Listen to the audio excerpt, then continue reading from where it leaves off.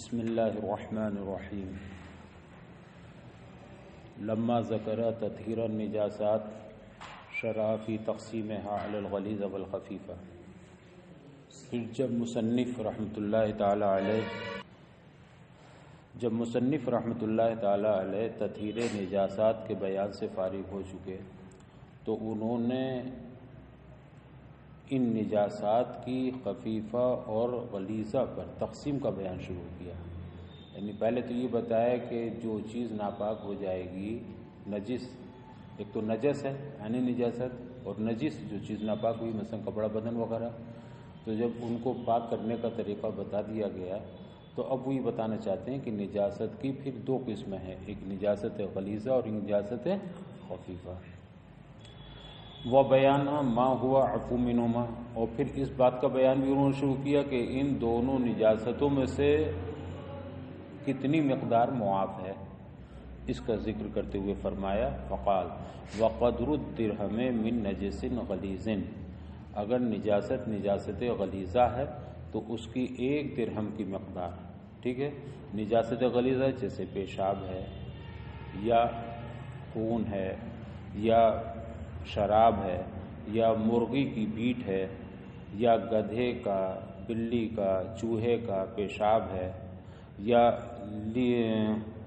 لید ہے، مینگنی، روسمن ہے مینگنی، اونٹ کی، بکری کی، گدھے کی، خچر کی، اس کی مینگنیاں ہیں، اور یا گوبر ہے مثلا گائے کا، بیل کا، بھینس کا، ہاتھی کا، یہ گوبر لید وغیرہ، ٹھیک ہے، تو مینگنی، لید، یہ سب یہ کیا ہیں، نجاست غلیظہ ہیں، تو ان کی مقدار کتنی، ایک درہم کی مقدار۔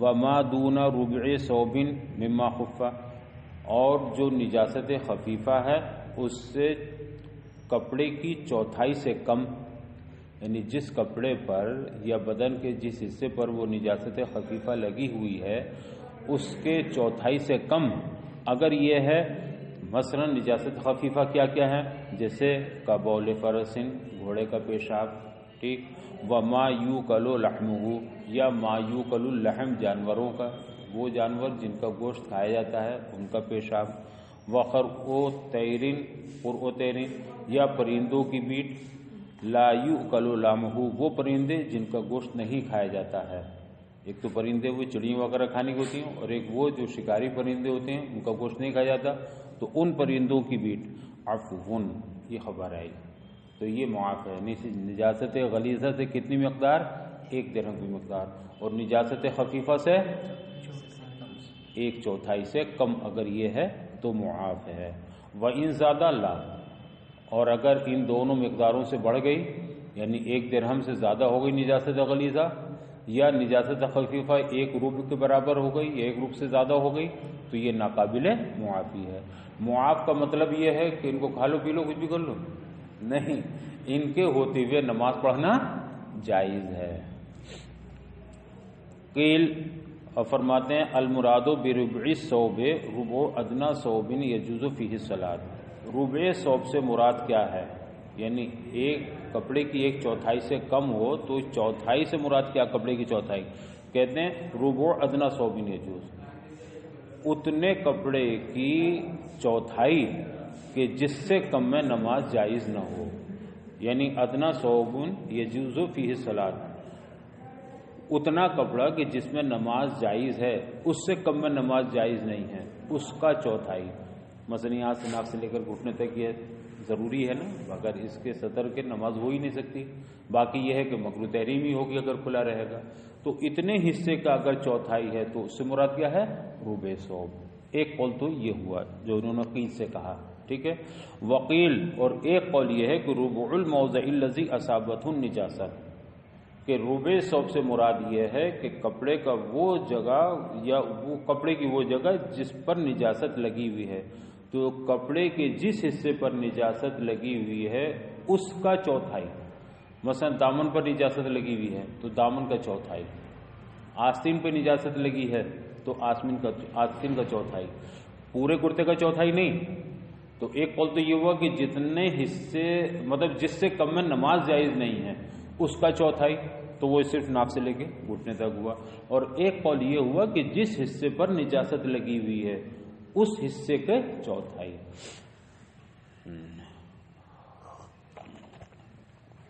اور ایک قول یہ ہے کہ ربع الموضع الذی، اس جگہ کا چوتھائی، اس حصے کا چوتھائی، اصابتہ النجاسہ، کپڑے کے جس حصے پر یا بدن کے جس حصے پر نجاست لگی ہوئی ہے. ٹانگ کو نجاست لگی ہے تو ٹانگ کا چوتھائی، پیٹ پر نجاست لگی ہے تو پیٹ کا چوتھائی، ہاتھ پر نجاست لگی ہے تو ہاتھ. یہی حال کپڑوں کا ہے. کرتا پہنے ہوئے ہیں آپ تو اس کرتے کا ایک حصہ ایک آستین ہے، اس کی چوتھائی دامن پر لگی ہے. اسی طرح سے کلی دار کرتا ہوتا ہے تو اس کی کلی، اس کی چوتھائی. کالذیل والکم والدخریس. اچھا جی ہاں، جیسے دامن ہے، آستین ہے اور کلی ہے. دخریس کلی جو سائڈ میں ایک ذرا سا حصہ لگا ہوا ہوتا ہے، کلی دار. وقدرہ ابو یوسف بشبرن فی شبرن. اور امام ابو یوسف رحمۃ اللہ علیہ نے اس ربع کی مقدار مقرر کی ہے کتنے میں؟ 1 بالشت بائی 1 بالشت، یعنی 1 بالشت لمبائی اور 1 بالشت چوڑائی. جیسے 1 بائی 1 فٹ کہتے ہیں نا، 1 بائی 1 گز، تو انہوں نے 1 بائی 1 بالشت، یعنی 1 بالشت لمبائی میں اور 1 بالشت چوڑائی میں. یہ کتنا ہوگا؟ ربع مقدار. ٹھیک ہے. وَأُعْتُبِرَ وَزْنُ الدِّرْهَمِ بِقَدْرِ مِثْقَال. اب درہم کا انہوں نے لفظ استعمال کیا ہے. درہم کی 2 حیثیتیں ہیں، ایک تو اس کی پیمائش، کتنا لمبا چوڑا ہے درہم، اور ایک اس کا وزن. تو نجاست 2 طرح کی ہو سکتی ہے. ایک پتلی نجاست ہوگی جس میں وزن نہیں ہوگا، ایک گاڑھی نجاست ہوگی، دلدار نجاست ہوگی، کثیف نجاست ہوگی. تو اگر نجاست کثیفہ ہے یعنی گاڑھی نجاست ہے تو اس کا وزن دیکھا جائے گا. تو 1 درہم کب کہلائے گا؟ جبکہ 1 مثقال وزن اس کا ہو جائے. مثلا گوبر لگا ہوا ہے تو گوبر تو گاڑھا ہے نا، گاڑھی نجاست ہے، دلدار نجاست ہے. تو اب اگر 1 مثقال وزن کی برابر گوبر لگا ہوا ہے تو یہ ناقابل معافی ہے. اگر اس میں اس سے زیادہ ہوگا تو نماز نہیں ہوگی. اتنا ہے تو مکروہ تحریمی ہے، اور اس سے کم اگر ہے تو مکروہ تنزیہی. یعنی اگر اتنا ہے تو مکروہ تحریمی ہے کہ اس کا صاف کرنا سنت ہوگا. اس سے زیادہ ہو جائے گا تو جائز نہیں ہوگی نماز. اس سے کم ہے، تھوڑا سا گوبر لگا ہوا کہیں مثال کے طور پر، تو اس کا دھونا سنت نہیں مگر مستحب ضرور ہے کہ اتنی بھی ناپاکی نہیں ہونی چاہیے کپڑے پر یا بدن پر لگی ہوئی. اور اعتبار کیا گیا ہے درہم کے وزن کا کتنی مقدار؟ بقدر المثقال. مثقال یہ لگ بھگ 4 گرام کا وزن ہوتا ہے نا. 4.5 مثقال، 4.5 نہیں، مثقال لگ بھگ 1 گرام کو بیٹھے گا تقریباً. مثقال 1 گرام کی بیٹھے گی. 4.5 ماشے کا 1 مثقال ہوتا ہے. 4.5 ماشے کا، ماشا لگ بھگ 1 گرام ہوتا ہے. تو مثقال ہوا 4 گرام کے قریب. اتنا اگر ہے تو 1 درہم وزن ہو گئے. 1 درہم وہ نہیں جو 10 گرام کا ہو یا 1 تولہ ہو، وہ تولہ ہو گیا 11-12 گرام کا. یہ 1 مثقال کی مقدار. اور درہم کے وزن میں اعتبار کیا گیا ہے 1 مثقال کی مقدار کے برابر. فی الکثیف، مگر یہ کس نجاست میں؟ نجاست کثیفہ میں. ومساحتہ بقدر عرض، بقدر عرض کفن فی الرقیق. اور اگر نجاست کثیف نہیں بلکہ نجاست رقیق ہے، پتلی نجاست ہے، تو ہتھیلی کی چوڑائی کے بقد اس کی پیمائش کا اعتبار کیا گیا ہے. درہم اتنا ہوا 1 ہتھیلی، تو ہتھیلی تو یہاں سے یہاں تک ہے، مگر یہ مراد نہیں ہے، بلکہ یہ جو جڑیں ہیں انگلی کی اس کے اندر اس کی گہرائی میں، تو یہ جتنا گہرائی کا ہے یہ 1 درہم کہلائے گا. تو اب نجاست 2 طرح کی، اگر کثیف ہے نجاست تو کس کا اعتبار ہوگا؟ وزن کا اعتبار. اگر ذرا سی جگہ میں لگی ہوئی ہے مگر وزن 1 مثقال کی برابر ہے تو ناقابل معافی. آگے بھی سمجھیں، اگرچہ پیمائش میں اس سے کم ہے. اور نجاست اگر رقیق ہے تو ایسی صورت میں دیکھا پھیل کتنی جگہ گئی ہے. اگر اتنی جگہ پھیل گئی ہے کہ ہتھیلی کی جو اندر کی گہرائی ہے اس کی مقدار برابر ہو گئی تو وہ ناقابل معافی ہوگی. اور ہتھیلی کی چوڑائی کی مقدار اس کی پیمائش ہوگی اگر نجاست رقیق ہو. المراد بعرض الکف، عرض و مقعر الکف. کہتے ہیں کف کی یعنی ہتھیلی کی چوڑائی سے مراد ہتھیلی کی گہرائی کی چوڑائی ہے. پوری ہتھیلی کی چوڑائی نہیں ہے تو اتنی بڑی ہو گئی. یہ جو گہرائی ہے اتنا اگر آپ پانی ہتھیلی پر ڈالیں گے تو صرف یہاں باقی رہ جائے گا، باقی سب ادھر ادھر گر جائے گا، تو جتنا باقی رہ جائے گا وہی سمجھ لیجئے ہتھیلی کی چوڑائی ہے۔ جیسے 1 روپے کا سکہ یا درہم دینار وغیرہ جو سکہ ہوتا وہ جتنی چوڑائی میں تو وہ اتنا ہی ہوتا ہے۔ اچھا جی، اور مراد ہتھیلی کی چوڑائی سے ہتھیلی کی گہرائی کی چوڑائی ہے، وہ داخل و مفاصل الاصابع، اور یہ ہتھیلی کی گہرائی کون سی ہے؟ یہ وہ ہے جہاں انگلیوں کی جڑ کے اندر کا حصہ ہے، یہ جڑ ہے انگلیوں کی یہاں تک، اس کے اندر کا جو حصہ داخل کا حصہ وہ چوڑائی مراد ہے۔ وَدَمُ السَّمَكِ لَيْسَ بِنَجِسٍ، اب کہتے ہیں مچھلی کا خون یہ ناپاک نہیں ہے۔ وَلُعَابُ الْبَغَلِ وَالْحِمَارِ، اور اسی طرح سے خچر کا لعاب اور گدھے کا لعاب بھی نجس نہیں ہے نا۔ لا ينجس طاہر، تو یہ کسی پاک کو ناپاک نہیں کر سکتی چیزیں۔ مچھلی کے اندر جو خون نظر آتا ہے لال رنگ کا، وہ لال رطوبت ہوتی ہے، خون نہیں ہوتا۔ میں نے اس سے پہلے بھی بتایا تھا کہ اس کی علامت یہ ہوتی ہے کہ خون اگر ہوتا ہے تو دھوپ میں کالا پڑ جاتا ہے، جم جاتا ہے۔ مچھلی کا خون کالا نہیں پڑتا، تو حقیقت میں یہ خون نہیں ہے بلکہ یہ لال رنگ کی رطوبت ہے، جیسے سفید رطوبتیں ہوتی ہیں۔ تو مچھلی کا خون جو دیکھنے میں خون لگتا ہے وہ حقیقت میں خون نہیں، کہ وہ دم ہے ہی نہیں۔ ہاں باقی جانوروں کے اندر جو خون ہے وہ دم ہے، حقیقت وہ دم ہے، دم مسفوح ہے، وہ ناپاک ہوں گے۔ تو مچھلی کا خون، اسی طرح سے خچر اور گدھے کا لعاب، یہ بھی کسی پاک چیز کو ناپاک نہیں کریں گے۔ جب ناپاک نہیں کرتے تو اس کا مطلب یہ ناپاک نہیں ہے۔ اگر کسی گدھے نے چاٹ لیا، کسی کا گھٹنا چاٹ لیا، کسی کا کپڑا چاٹ لیا تو یہ ناپاک نہیں، لیکن کتے نے اگر چاٹ لیا تو ناپاک ہو جائے گا۔ لأنہ مشکوک، اس لیے کہ یہ کیا ہے، اس کا جھوٹا گدھے اور خچر کا مشکوک ہے۔ فالطاہر لا یزول طہارتہ بالشک، لہذا کسی طاہر چیز کی طہارت شک سے زائل نہیں ہو سکتی۔ طہارت یقینی ہے، اب اس کی طہارت کب زائل ہوگی؟ جبکہ نجاست بھی یقینی ہو، اور ان کے لعاب کی نجاست یقینی نہیں ہے بلکہ کیا ہے، مشکوک ہے۔ یہاں گدھے اور خچر کا ذکر الگ سے اس لیے کیا کہ کوئی یہ شبہ نہ کرے کہ جب ان کا لعاب مشکوک ہے تو پیشاب بھی کیسا ہوگا، مشکوک ہوگا، ایسا نہیں ہے۔ گدھے کا پیشاب بلا شبہ، خچر کا پیشاب کیا ہے، نجاست غلیظہ ہے۔ وبول نہیں کیا تھا، نجاست خفیفہ میں ذکر کیا نا، نہیں نجاست غلیظہ، گدھے کا، بلی کا، چوہے کا، ان سب کا پیشاب کیا ہے، نجاست غلیظہ ہے۔ وبول انتضح مثل رؤوس الابر لیس بشیء، اور پیشاب کی وہ چھینٹیں جو سوئی کے سرے برابر ہوں، بالکل نوک برابر، سوئی کے سرے برابر، نوک برابر، اتنی معمولی چھینٹیں پیشاب کی، لیس بشیء، ان کی نجاست کا حکم نہیں ہوگا۔ کہیں جا رہے ہیں، پیشاب کی چھینٹیں باریک باریک اگر چھینٹیں کہیں آ گئی ہیں تو اس کی اجازت کا حکم نہیں دے گا۔ ہاں اگر بالکل وہیں کھڑے ہوئے تھے اور وہیں کسی جانور پیشاب شروع کر دیا تو پورا پاچا بھیگ گیا، تو وہ کیا ہو جائے گا، ناپاک ہو جائے گا۔ لیکن ہلکی چھینٹیں اگر آ گئیں پیشاب کی تو یہ کچھ نہیں ہے۔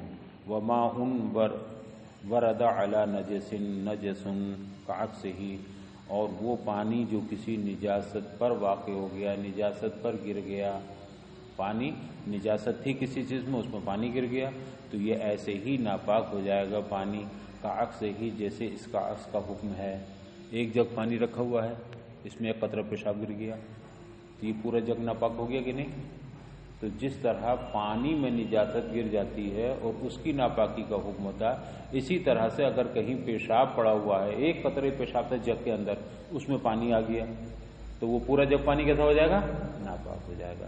تو چاہے نجاست پانی میں گرے، پیشاب پانی میں گرے، یا پانی پیشاب میں گرے، بہرحال دونوں کا حکم یہی ہے۔ لوگ کہتے ہیں ہم دودھ میں پانی نہیں ملاتے، اگر دودھ میں پانی نہ ملاؤ، پانی میں دودھ ملاؤ تب بھی تو حکم وہی ہوگا، دودھ پتلا ہو جائے گا۔ اے کما ان الماء نجس فی عکسہ، یعنی جس طرح پانی اس کے عکس میں ناپاک ہو جاتا ہے، جو ہم نے صورت ذکری کی اس کا عکس کون سا ہوا، کہ پانی میں نجاست گر گئی تو پانی ناپاک ہو جائے گا، اسی طرح اگر نجاست میں پانی گر گیا تو بھی پانی ناپاک ہو جائے گا۔ وَهُوَ وُرُودُ النَّجَاسَةِ عَلَى الْمَاءِ، اور اکثر صورت کیا تھی؟ نجاست کا پانی میں گر جانا۔ لا رماد قذر وملح کان حمارا، اسی طرح سے نجاست کی خاک راکھ وہ بھی ناپاک نہیں ہے، اور وہ گدھا جو وہ نمک جو کبھی گدھا تھا وہ بھی ناپاک نہیں ہے۔ آپ نے دیکھا ہوگا نمک میں گلانے کی مطلب وہ ہے صلاحیت، کسی چیز میں ڈال دی تو گلا دیتا ہے بالکل ایک دم۔ اب اگر نمک کی کان ہے اور کہیں گدھا ادھر سے گرا اور کان میں گر گیا نمک کے، تو نمک کی کان میں تو جاتے ہی جیسے بھٹی میں چلا گیا کسی لوہار کی، تو وہاں جا کے گدھے کا وجود ہی ختم ہو جاتا ہے، اس کی ہڈیاں، گوشت، کھال پال سب گل کے برابر ہو جاتی ہے، اور وہ سب کا بن جاتا ہے، نمک ہی بن جاتا ہے۔ حالانکہ کبھی کسی زمانے میں وہ چلتا پھرتا کیا تھا؟ گدھا تھا، لیکن اب کیا بن گیا وہ؟ تو اب نمک بن گیا، اس نمک کی بھی ناپاکی کا حکم نہیں ہوگا۔ اس لیے کہ یہاں دونوں چیزوں میں ماہیت بدل گئی۔ جب تک گوبر تھا تو ناپاک تھا، نجاست تھی، وہ نجس تھا، لیکن جب وہ جل کے راکھ ہو گیا، اب خاک بن گیا، راکھ بن گیا وہ، تو اب اس کا حکم وہ نہیں رہے گا۔ کوئی بھی لکڑی کی راکھ کو لکڑی نہیں کہتا۔ تو اس طرح اب چونکہ اس کی اپنی ماہیت بدل گئی لہذا اس کا حکم بھی بدل گیا۔ تو اگرچہ گوبر کی راکھ ہے مگر راکھ ناپاک نہیں ہے۔ اگر گوبر کے ذرے پانی میں گر گئے تو پانی کو ناپاک کر دیں گے، لیکن راکھ اگر گر گئی پانی میں تو پانی کو ناپاک نہیں کرے گی۔ اسی طرح سے وہ نمک بھی ناپاک نہیں ہوگا۔ کون سا نمک؟ جو کبھی گدھا تھا، چلتا پھرتا۔ اے لا یکون شیء منہما نجسا، یعنی ان دونوں چیزوں میں سے کوئی چیز بھی نجس نہ ہوگی۔ کن دونوں میں سے؟ رماد اور ملح، یہ دونوں ناپاک نہیں ہوں گی۔ وفی رماد القذر خلاف الشافعی، البتہ نجاست کی راکھ میں امام شافعی کے اختلاف ہے۔ وہ فرماتے ہیں اگر اصل میں دیکھو تو یہ ہے تو نجاست ہی، بھلے اب راکھ ہو گئی ہے تو اس کی ناپاکی کا حکم دیتے ہیں۔ وَيُصَلِّ عَلَى ثَوْبِ بِطَانَتِهِ نَجَاسَةٌ، اور نماز پڑھے ایسے کپڑے پر جس کا اندرونی حصہ یا جس کی تہ ناپاک ہو، نماز پڑھ سکتا ہے۔ دو کپڑے بچھے ہوئے ہیں، مثلا تہ کچھ اور ہے اوپر کا کچھ اور ہے، ڈبل کرتا، جیسے یہی ہم نے کر دیا ڈبل تہ کر کے دیا نا، مگر یہ ایک ہے۔ الگ الگ دو کپڑے ہوں تو ایک کپڑا نیچے بچھا ہوا اس کے بعد دوسرا کپڑا، تو نیچے والا اگر کپڑا ناپاک ہے، اس کی تہ ناپاک ہے اور اوپر کا پاک ہے تو نماز پڑھ سکتا ہے۔ یہ ایسی ہوگی جیسے ناپاک زمین پر پاک مصلی بچھا کے پڑھ لی جائے، کوئی حرج نہیں۔ اور نماز پڑھ سکتا ہے ایسے کپڑے پر جس کی تہ کیسی ہو؟ ناپاک ہو، مگر کب؟ اذا لم یکن الثوب مضربا، لیکن یہ اس وقت ہے جبکہ وہ کپڑا سلا ہوا نہ ہو۔ اور اگر کپڑا سلا ہوا ہے تو اب ایک ہی کے حکم ہے، وہ اب نیچے کا ناپاک کا مطلب اوپر کا بھی ناپاک ہے، لیکن جب کپڑا وہ سلا ہوا نہ ہو اس وقت کی بات ہے۔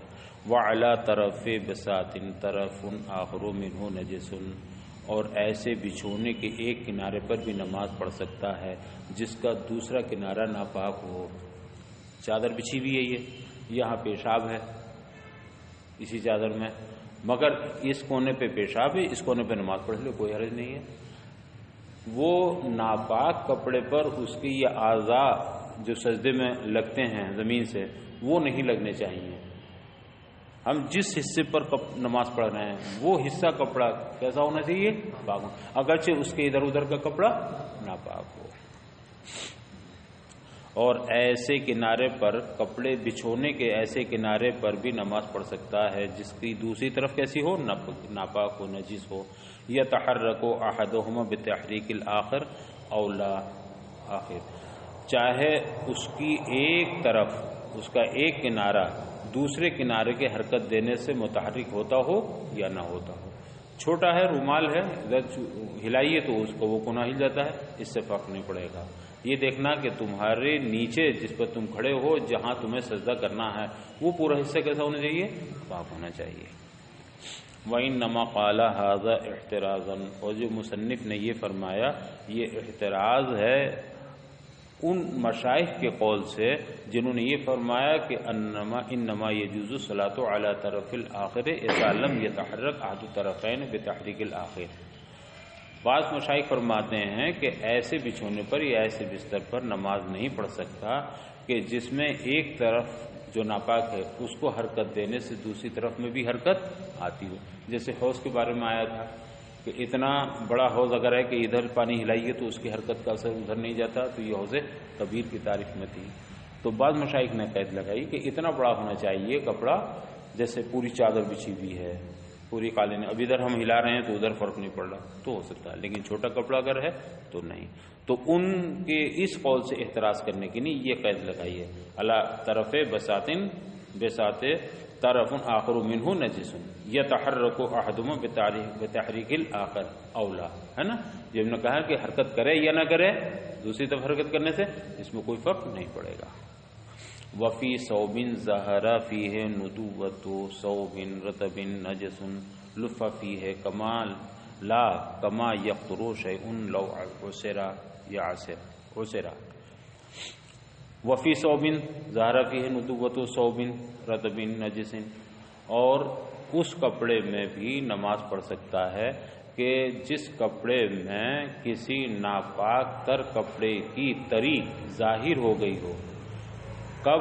جبکہ اس کپڑے کو اس ناپاک کپڑے میں لپیٹا گیا، یہ تھیلا ناپاک ہے، اب ایک پاک کپڑا پاک رومال اس میں لپیٹ دیا گیا، یہ ناپاک تھا، اب اس کی تری اس پاک رومال میں آ گئی، تو صرف تری آ جانے سے وہ رومال ناپاک نہیں ہوگا۔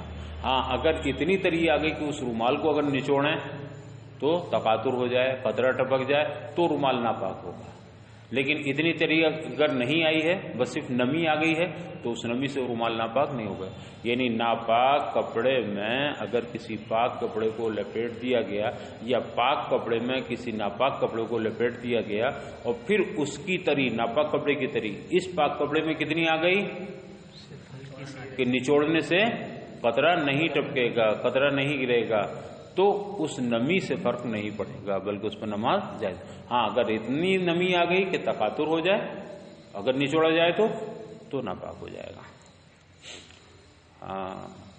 اور اس کپڑے میں جس میں ناپاک نجس کپڑے کی مطلب تر ناپاک کپڑے کی تری آ گئی ہو، لفہ فی ہے، جس میں اس کپڑے کو لپیٹا گیا ہے، لا کما لفافی لا کما یقطر شیء لو عسر، ہے نا، اے ظہر فیہ الندوۃ بحیث لا یقطر الماء،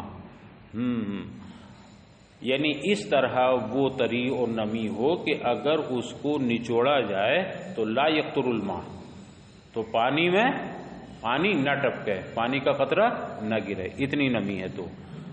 او وضع رطبا علی ما طین بطین فیہ سرقین ویبس، یا کپڑا ایسی تر زمین پر بچھا دیا گیا، رکھ دیا گیا جو زمین کسی ایسی مٹی سے لیپی گئی ہے، لیسی گئی ہے جس میں گوبر ملا ہوا تھا، ویبس، اور پھر وہ زمین خشک ہو گئی۔ پہلے زمانے میں ہمارے بچپن میں بھی گھروں کو، دیواروں کو، چھتوں کو مٹی سے لیپتے تھے، اب تو پلاسٹر ہوتے ہیں، RCC کی لینٹر پڑتے ہیں، تو اس میں گوبر ملایا جاتا تھا کہ مٹی کی جو کڑک پن ہے وہ ختم ہو جائے، اس میں کچھ نرمی آ جائے، تو گوبر ملا کر کے ذرا سا چکناہٹ بھی آ جاتی تھی اس میں۔ اب ظاہر سی بات ہے آپ نے نیچے کا فرش لیپ دیا گوبر ملی ہوئی مٹی سے، دیوار لیپ دی، چھت لیپ دی، اب وہ چھت سوکھ گئی، لیپنے کے بعد وہ مٹی کیسی ہو گئی؟ سوکھ گئی، اب آپ نے اس پر تر کپڑا بچھا دیا، لیکن اتنی نمی نہیں آئی کہ یہ تر کپڑا نچوڑ جائے، ہے نا، تو ایسی صورت میں اس پر نماز پڑھنے میں کوئی حرج نہیں ہے۔ او وضع رطبا علی ما طین، یا ایسی زمین پر تر کپڑا بچھا دیا گیا جس کو لیپا گیا ہے، بطین، ایسی مٹی سے لیپا گیا ہے، فیہ سرقین، جس کے اندر کیا ہے؟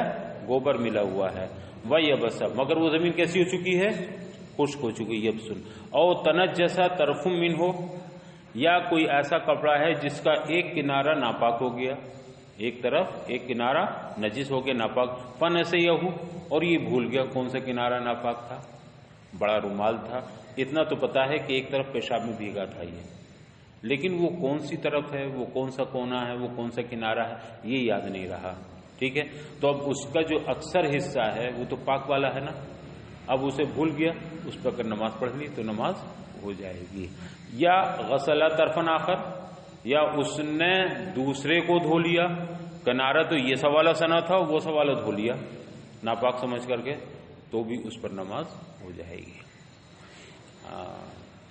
او تنجسا طرف من ہو، یا کپڑے کا وہ کنارہ ناپاک، ایک کنارہ ناپاک ہو گیا، فنسیہ ہو، اور پھر وہ بھول گیا کہ وہ کون سا ناپاک کنارہ تھا، وغسل طرفن آخر، اور اس نے دوسری طرف دوسرا کنارہ دھو لیا، بلا تحرین، بغیر تحریک ہے، ایک تو یہ کہ تحریک کر کے یار یہ نہیں سمجھ میں آ رہا، یہ ہے یہ ہے یہ ہوگا، چلو بہت دیر تحریک کی، نہیں تحریک نہیں کی، بغیر تحریک کے ایک کنارہ ہو گیا تھا، تو جائز ہے اس پر نماز۔ اے لا یشترط التحری، یعنی بتانا یہاں مقصد یہ ہے کہ اس کپڑے کے کنارے کے دھونے میں تحری شرط نہیں ہے، بغیر تحری کے بغیر دھو دیا تو ہو جائے گا۔ کحنطۃ بالا علیہ حمر تدوسھا، جیسے وہ گیہوں پاک ہوتے ہیں، ان گیہوں کی پاکی کا حکم ہوتا ہے، بالا علیہ حمر، جن پر گدھوں نے پیشاب کر دیا ہو۔ گدھے کا ذکر اس نے کیا، اس کا پیشاب یقینی طور پر نجاست غلیظہ ہے، لیکن گدھے کی جگہ اگر بیل ہو تو بیل کا حکم بدرجہ اولا یہی ہوگا کہ اس کی نجاست تو بدرجہ خفیفہ ہے۔ گدھے کے پیشاب کی نجاست کیسی ہے، غلیظہ، اور گائے بھیل بھینس وغیرہ کی نجاست پیشاب کی خفیفہ ہے، تو جب غلیظہ میں معافی ہے تو خفیفہ میں بدرجہ اولا معافی ہوگی۔ حالانکہ کھیتوں میں بیلوں کو چلایا جاتا ہے، من ہوتا ہے جیسے دھان نکال لیے یا گیہوں نکال لیے، اب تو سب مشینیں آ گئی ہیں، مشینوں سے گیہوں ایک طرف بھوسا ایک طرف ہو جاتا ہے۔ پہلے کیسا ہوتا تھا، دھان نکالتے تھے تو وہیں کھیت میں دھان اکٹھے کر دی اور ان پر جانور کو چلایا جاتا تھا، بیل کو گھمایا جاتا تھا، اب وہ اس کے پیروں سے روند کر کے چاول ایک طرف ہو جاتے تھے اور بھوسا ایک طرف ہو جاتا تھا۔ یہی طریقہ تھا اس کا گیہوں کو بھوسے نکالنے کا اور الگ کرنے کا، جب مشینیں نہیں تھی تو۔ اب ظاہر سی بات ہے، جس گیہوں کے جس ڈھیر پر آپ یا بالوں کے، گیہوں کی بالوں کے یا دھانوں کے ڈھیر پر آپ جانور چلا رہے ہیں، بیل کو، گدھے کو، بھینس کو چلا رہے ہیں، تو وہی پیشاب پخانا بھی کرنا اسے، وہ پیشاب پخانے اس طرح نہانے تو جائے گا نہیں، وہیں پیشاب لگا وہیں پیشاب کر دے گا۔ اب آپ نے اتنے گیہوں اس سے کیا کہنا چاہیے، اسے کیا کہتے ہیں جو نکالتے ہیں، گہنا ہمارے یہاں بولتے ہیں، گیہوں کو بالوں سے نکالنا اندر سے، یا دھانوں کو، چاولوں کو دھانوں کے اندر سے نکالنا، مشین سے کیا بولتے ہیں اسے جو گیہوں نکالے جاتے ہیں مشین میں، گاہا جسے کہتے ہیں، گاہنا ہے نا، گہنا تو زیور ہو گیا، ہاں گاہنا۔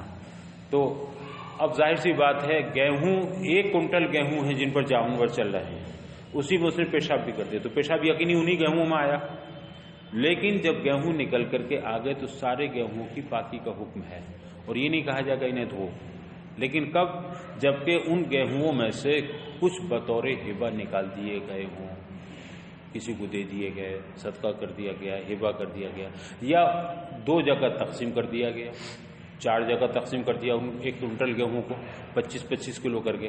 اب ظاہر سی بات ہے، انہیں میں ناپاک گیہوں بھی ہیں اور ان میں پاک گیہوں بھی ہیں، تو اب 4 جگہ 25-25 کلو کر دیا تو چاروں میں احتمال ہو گیا نا، یار وہ ناپاک گیہوں ہو سکتا ہے اس میں چلے گا، اس 25 میں، یہ 75 کلو پاک ہوگا، یہ ہو سکتا ہے اس 75 والے میں ہو وہ ناپاک، یہ 75 پاک ہیں، تو ہر 25 کلو میں کیا احتمال ہے کہ ناپاکی ادھر چلی گئی ہو، ادھر پاک رہ گئے، یا میں نے کوئی آیا مانگنے والا اور اس میں سے 10 کلو گیہوں صدقہ دے دیے یا کسی کو ہبہ دے دیا، تو اب یہ ہو سکتا نا کہ وہ 10 کلو گیہوں جو اسے دیے ہیں ناپاک والے وہی چلے گئے ہوں اور باقی جو 90 کلو بچے وہ پاک ہوں، تو ان گیہوں کی پاکی کا حکم دے دیا جاتا ہے اور اس میں تحری بھی نہیں کی جاتی ہے۔ بالکل ایسی اس کپڑے میں کہ جس کی ایک کونا، اس سے ایک کونا یا ایک کنارہ ناپاک ہو گیا، بغیر تحریک بھی اگر دوسرا کونا بھی دھو دیا ہے تو پورا کپڑا وہ کیسا ہوگا؟ پاک کہلائے گا۔ کحنطۃ بالا علیہا حمر، جیسے وہ گیہوں جس پر گدھے نے یا کسی جانور چوپائے نے پیشاب کر دیا، تدوسھا، کب پیشاب کر دیا؟ جب اس کو گاہا جا رہا تھا، ٹھیک ہے نا، جب گیہوں نکالے جا رہے تھے۔ فقسم او وہب بعضھا، پس اب ان گیہوں کو تقسیم کر دیا گیا، یا ان میں سے کچھ گیہوں ہبا کر دیے گئے یا الگ کر دیے گئے، بیچ دیے گئے، صدقہ کر دیے گئے۔ فیطہر ما بقیا، تو ما بقیہ گیہوں کا حکم کیا ہوگا؟ طہارت کا ہوگا، پاکی کا ہوگا۔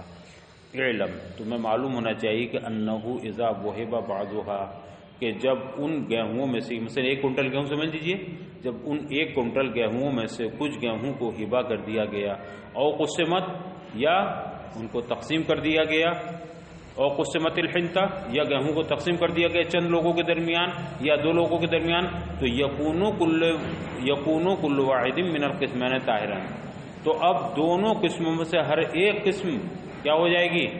پاک ہو جائے گی۔ یہ 50 کلو بھی پاک، یہ 50 کلو بھی پاک، حالانکہ انہی میں وہ ہیں 10 کلو جن پر پیشاب کیا گیا یا 5 کلو، لیکن یہ 50 بھی پاک اور یہ 50 بھی پاک۔ کیوں؟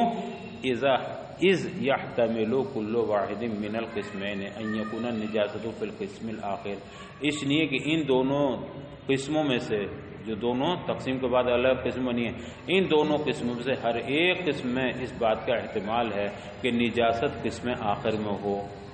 جو میرے پاس آ گئے، میں تو کہوں گا بھائی میرے پاس تو پاک پاک آئے ہیں، صاف صاف آئے ہیں، پیشاب والے تو اس کے پاس گئے، وہ کیا کہے گا؟